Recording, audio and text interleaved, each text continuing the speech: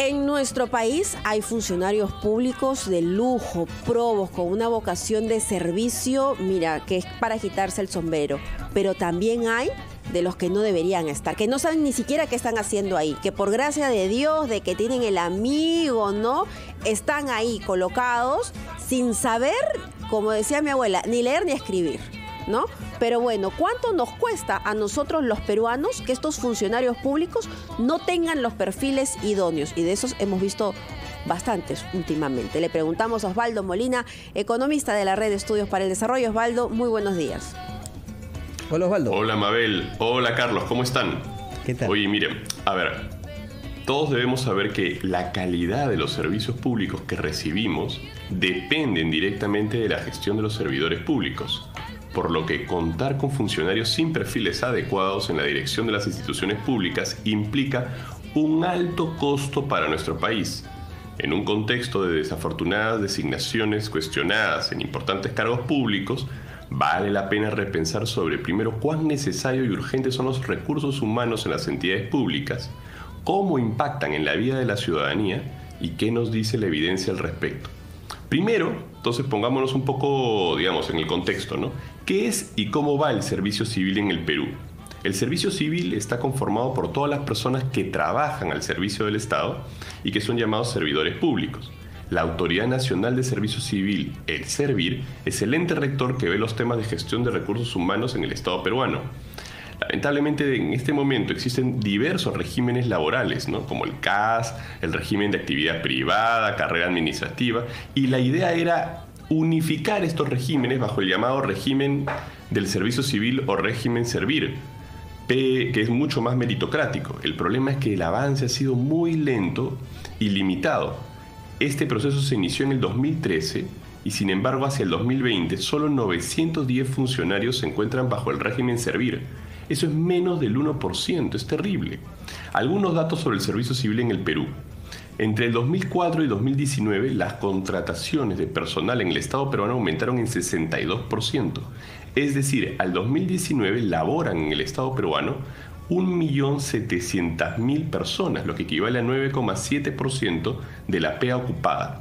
Y todos esos trabajadores no necesariamente son los más calificados, ¿no? De acuerdo, antes de la pandemia, 1 de cada 3 funcionarios en cargos de confianza no cumplían con el perfil. Y en el 2020, 51% de los trabajadores públicos evaluados por servir en el sistema administrativo de inversión pública no contaban con los conocimientos suficientes para implementar adecuadamente sus funciones.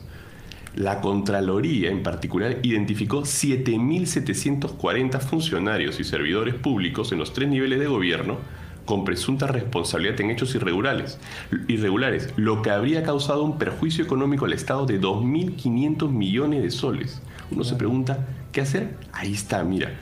Ahora, ¿cómo es la situación en los altos funcionarios?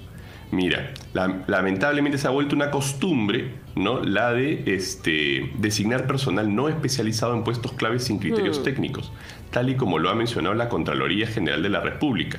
De hecho, la Contraloría está en proceso para identificar y deslindar responsabilidades de 24 casos del Poder Ejecutivo designados de manera que serían irregulares. De estos 24 casos, 10 son autoridades que reaccionaron oportunamente y dejaron sin efecto la designación, pero todavía la cosa está muy mal. ¿Y cómo va en el caso de los ministros? Y te doy un dato, mira, entre 1980 y 2020 se estima que un ministro duró en promedio 13 meses en el cargo. ¿Cómo tú puedes esperar que de esa manera haya continuidad en las políticas de los sectores? No, tenemos un problema acá serio. Clamoroso.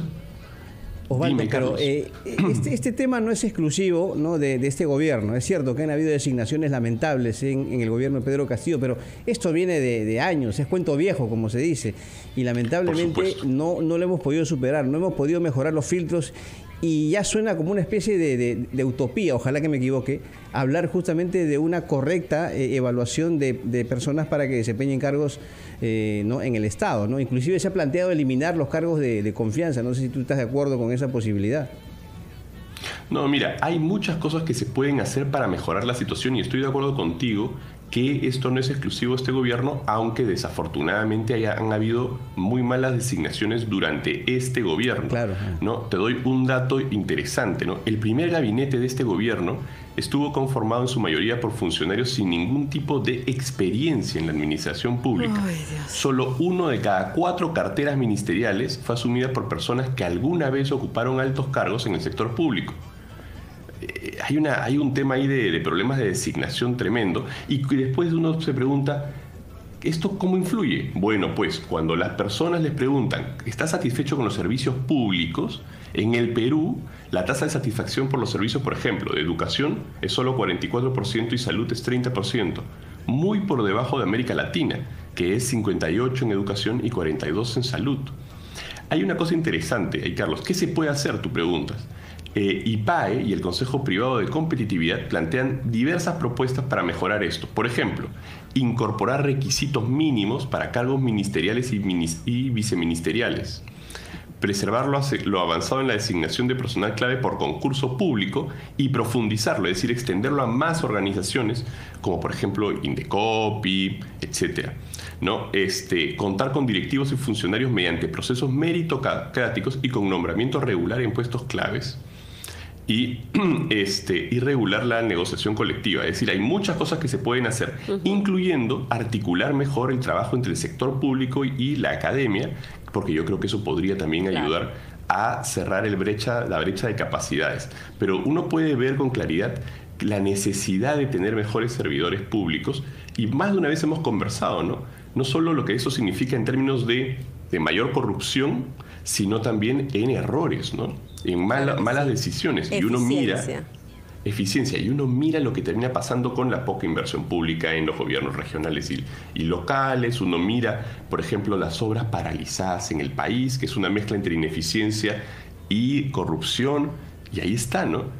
Esas son las cosas que empeoran la calidad de vida de las personas. Y que debería estar, cansadas. exacto, y que debería estar en uno de los principales puntos de la agenda del Ejecutivo a mejorar. Lamentablemente de eso no se está discutiendo. Osvaldo, muchísimas gracias. Gracias, Osvaldo. Nos reencontramos mañana.